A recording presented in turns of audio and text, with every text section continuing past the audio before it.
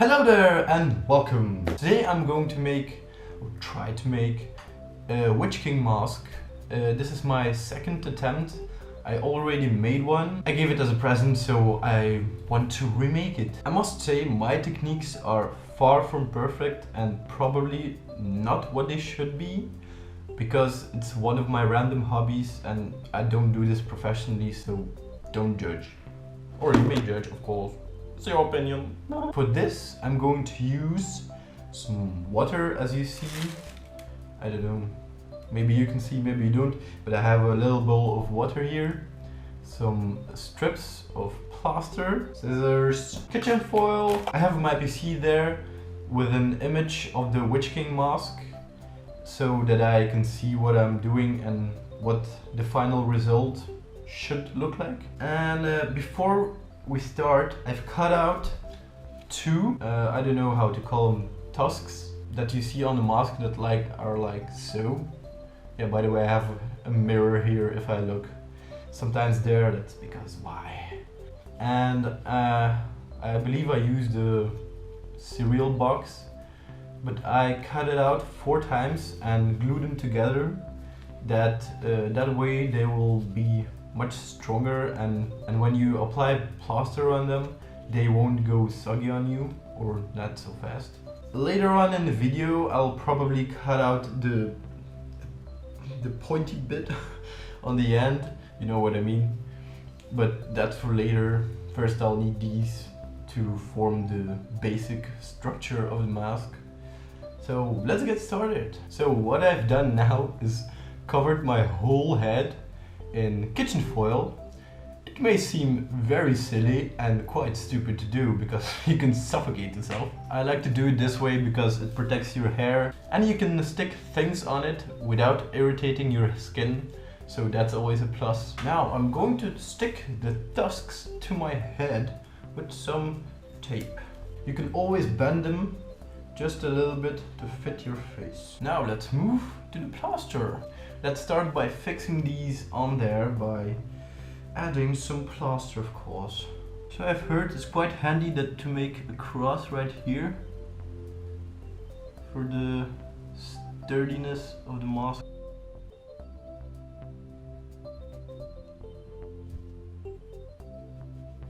Now I'm just going to reinforce the whole structure before I take it off. Now I'm going to take a long strip and put it around my head for the crown. Hope this works, otherwise I'll be making just a mask without a crown. I forgot to mention, don't reinforce this part here too much because you'll be cutting it away to make that round shape. Alright, I think we're done here for the basic structure. My crown is starting to set, but it's not too hard, so it's probably time to remove the mask, otherwise you'll probably end up breaking it. Free down to the hair. There we go. And it's looking okay, I think. Got a little bit on my nose.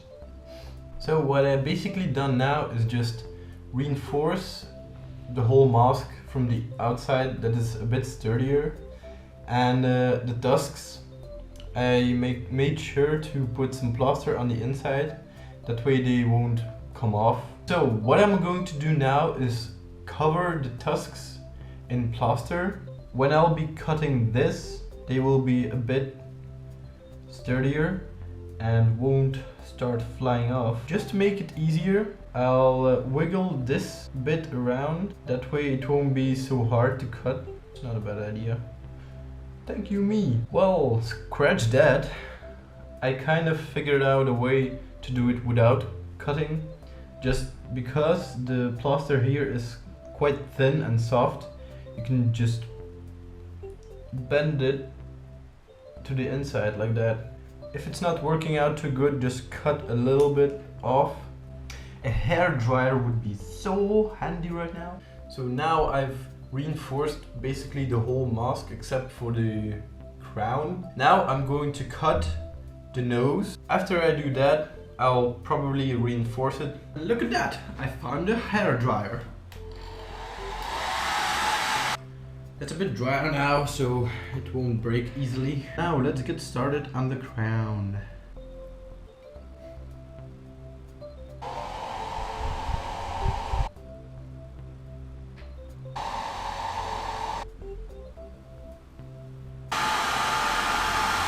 Yeah, my camera kind of died on me, and the last file decided to be corrupted. So basically what I've done until now is I added some more strips to the sides. That way it's much wider. I also reinforced the crown, reinforced this. That's pretty much it. Now I just took a cardboard from a cereal box and made it into the pointy thing. And now I'm going to fix it on the top of my mask. Right, now it's on there.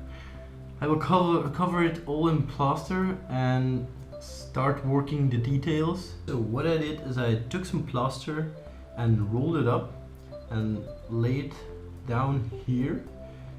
That way I will be able to lay plaster over it, and that way it will create some detail.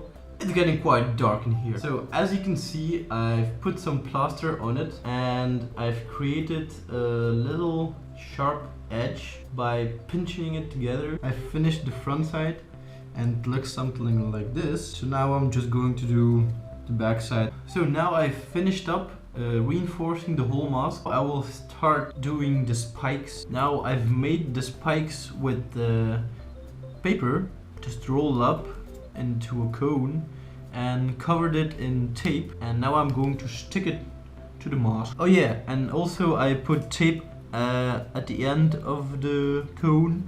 That way it will be easier to glue them against my mask. It's done. Now I'm going to let it dry, and then I'm going to wrap a whole lot of plaster around. Finally, I put some detail on the sides, those little ridges here, and I did it the same way I did with this big one. Took some plaster and squeezed it together and laid it out and covered it with more plaster strips. So that's it. Anyway, it took me about 9 hours to complete. So, a new day, new haircut. Let's start painting the whole thing. The next logical thing is, of course, to put a primer on it. I have some primer here that is nice and pink, the way I like it. And I'm going to cover the whole mask with it. And of course also the inside of the mask. Yes. That is important too. And now it's done. I'm going to let it dry for about a half an hour tops, and then we'll move on to the painting job. Look at it. So bright and pink. There's my cat.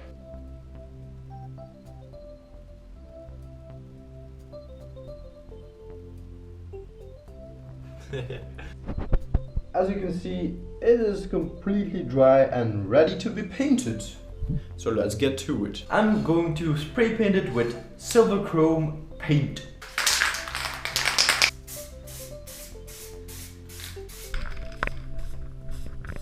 So for the final finishing step, I am going to take acrylic black and apply it onto the mask, and then take a cloth and wipe it away. So that way it will look kind of rusty and old, like it has been worn many times. Because it has been made by orcs, it's not a very fine product. It's quite rough, and I'll try and recreate that look by applying black paint and smearing it out with a cloth.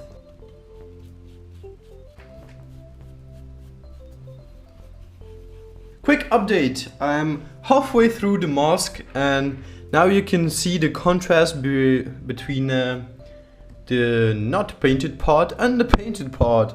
And this is it. This is the finished product, and I hope you like it. So I hope you liked my tutorial and enjoyed watching me make this mask. You can always subscribe to my random channel. I don't have a particular thing that I always do. That's why it's my random channel. It's called Inside Leo's Head.